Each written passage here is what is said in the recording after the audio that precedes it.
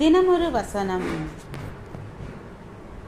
சங்கீதம் 23 வசனம் 1. கர்த்தர் என் மேய்ப்பராய் இருக்கிறார், நான் தாழ்ச்சி அடையேன். விளக்கம்.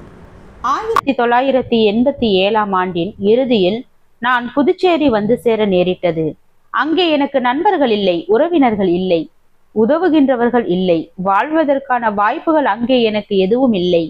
உண்பதற்கு நல்ல உணவு கிடைக்கவில்லை, உடுப்பதற்கு நல்ல உடைகள் கிடைக்கவில்லை, தங்குவதற்கு நல்ல அறை கிடைக்கவில்லை, தாங்குவதற்கு நல்ல நபர்கள் கிடைக்கவில்லை, 4 வார்த்தை நன்றாக சொல்லி ஊக்குவிக்க ஒருவரும் கிடைக்கவில்லை.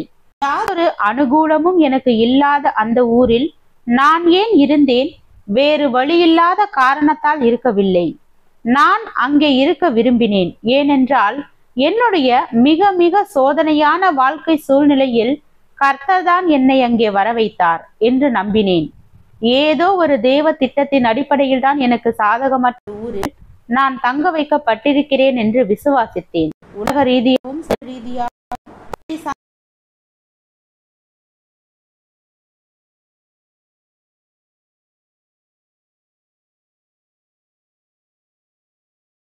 வேளை உணவின்றி படுத்து தூங்கிய நாட்கள் உண்டு.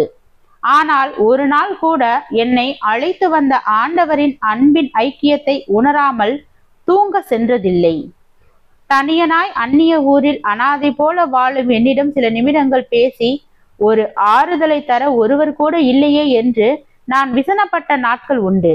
ஆனால் என் இருதயத்தில் ஆண்டவர் பேசுகின்ற தெய்வீக வார்த்தைகளை நான் கேட்காத நாட்கள் இல்லை. சாலமோனை போல எனக்கு அனுபவிக்க 1000 வசதிகள் இருக்கவில்லை. ஆனாலும் ஏன் தான் இந்த புதுச்சேரிக்கு வந்து தொலைந்தேன் என்று ஒரு நாளும் நான் விரக்தியால் புலம்பியதில்லை.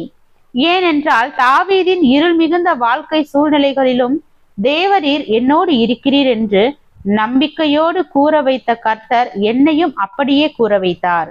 சாலமோனுக்கு அனுபவிக்க 1000 வசதிகள் இருந்தது. ஆனால் ஒரு நாள் எல்லாம் மாயை, எல்லாம் மனதுக்கு சஞ்சலம் என்று புலம்ப நேரிட்டது. தாவீதுக்கோ இறுதி வரை இன்னல்களும் இடையூறுகளும் தான் ஏராளம். ஆனாலும் அவன் கர்த்தர் என் மேய்ப்பராய் இருக்கிறார், நான் தாழ்ச்சி அடையேன் என்றான்.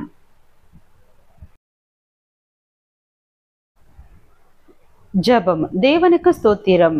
தேவனே, நாங்கள் எங்களுடைய வாழ்க்கையில் உமக்கு சித்தமானதை செய்து வாழ கிருபை பாராட்டும். ஆமென்.